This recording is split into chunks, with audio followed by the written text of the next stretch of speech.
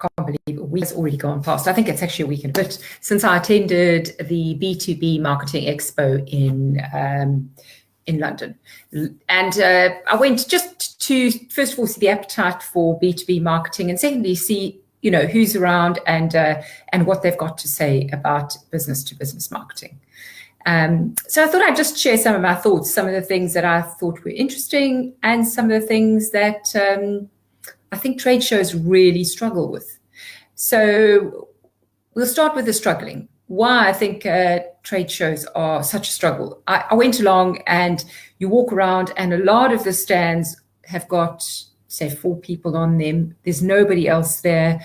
When you walk by, you feel like if you mention something and just said a word, someone would pull you in and try and sell something to you. And you know, we have an absolute aversion to being sold to. And it really reminds me of the way that we should market as well. It's this idea that if people feel like you're going to pounce on them, so in other words, if they land on your website and they say, and someone says, give me this and give me this and give me your email address and give me your details and tell me everything about yourself, what happens is we are really put off. We feel like someone's going to come back to us and they're going to try and engage with us and try and sell us something that we don't want. And that's exactly what's happening with trade shows. You go to them and it's the same old format.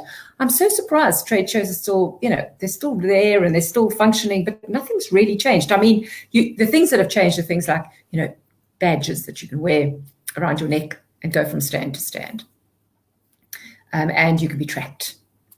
But again, it's a sales technique that's changed. It's not really, what's not changing is the way that we engage our audiences and think about the experience of the people in the room. I don't know what the answers are, but it's certainly something that's got me thinking. And I just think, I know that people spend an absolute fortune being at trade shows. I'd prefer it if you spent your money on trying to find your audience online and really building amazing content that builds trust with them, that gets them to like you, know you, and want to do business with you. And I know one of the very good ways of doing this, of course, is at trade shows when people do the talks. So that's what I tend to do when I go to the trade shows, is I tend to go to some of the talks, the keynote addresses, to see some of the thoughts that supposed big brands have around B2B marketing. And there was a couple of talks that I thought I'd comment on. One was by a gentleman called Dan Denhard. And Dan Denhard has a business 20 for 20. So he says his talk was all about 20, sorry, he doesn't have a business called 20 for 20. He has a hashtag 20 for 20. And what that was about was 20 lessons over the 20 years that he's been in business. So the key takeaways, I've got this written on my phone, so if I keep looking down, it's because I made notes. So his key takeaways from 20 years in business are to be very clear when you're communicating to everyone. So make sure that everyone can understand what you're saying. And he means internal customers as well as external customers. So make sure your team understands what it is that you're communicating. And I think that's really key. It's something I'm doing a little bit of work on myself. To be clear about the why and be very brief.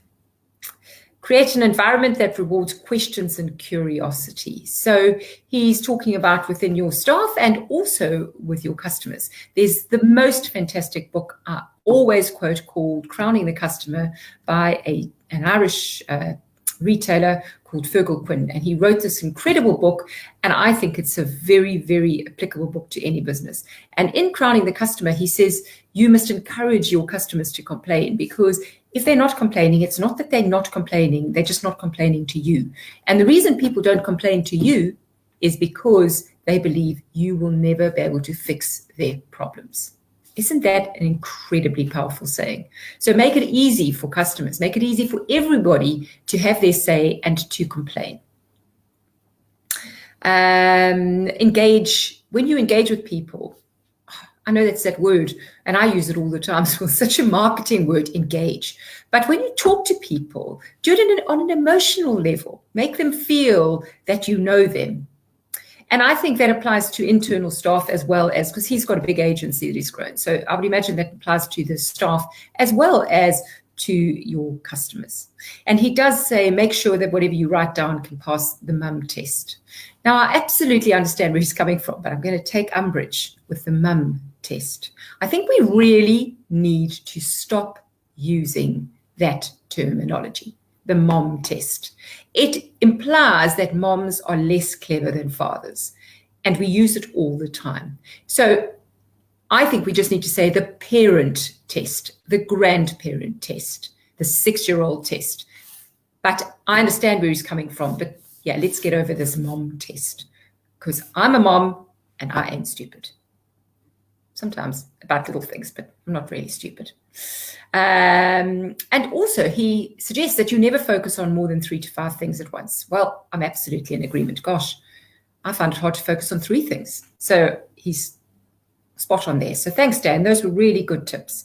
And the quote that I loved from him the most was this quote: customers don't want to buy for any price. They want to buy for the right price. So you've got to listen really carefully and be very empathetic. And so you can demonstrate back to them the value that matters to them. I think that's a really powerful quote. I'll write it down and put it in the comments below.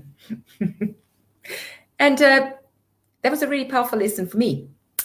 And Shutterstock. This was another talk that I really loved. Shutterstock, there was a lady called Mindy that was talking, and I think they're doing a really nice offering at the moment. It's called Custom, and she built the product, Mindy, and Shutterstock bought it out. So it is for you to have custom designers to be able to create designs for your business based on their understanding of your look, feel, language, your color frame, but it goes beyond your logo and it really goes to the type of pictures that you like to use, the colors in those pictures. Are they dull or they're bright? So they really explore that, and they look at all your past posts to be able to collate the images that you should be using online. So then they get their designers all over the world to create these images.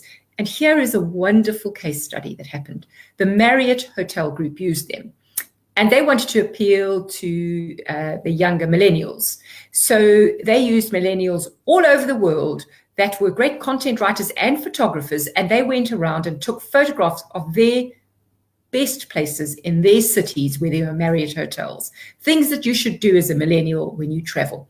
So they got all these pictures. They kind of gave them a guideline on what the look and the feel of the pictures have got to be, and then these photographers went out and took the photographs from all over the world. So they didn't have one photographer that flew all over the world, but they had all this different content coming in, but following the same guidelines. I thought that was incredibly powerful. So if you've got a brand that's kind of all over the world, I think Shutterstock Custom could be a very, very interesting solution for you. So those were 2 of the takeaways from the event that I really loved. And I wonder if you were there and what you got out of it, and how you feel about going to large exhibitions. Are you like me? You're a little reluctant to go. I go along. I don't really talk to anybody else. I just kind of keep to myself and go to some of the talks.